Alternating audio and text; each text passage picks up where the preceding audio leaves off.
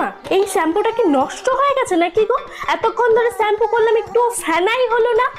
আরে মনে, আমি তো এই বোতলে তেল রেখে দিয়েছি, আর শ্যাম্পু তো রেখেছি হ্যান্ড ওয়াশের বোতলে। হ্যান্ড ওয়াশটা শেষ হয়ে গেছে না? ও, তার মানে এতক্ষণ ধরে শ্যাম্পু করার বোতলে আমি মাথা ভর্তি করে তেল দিলাম, তাই তো?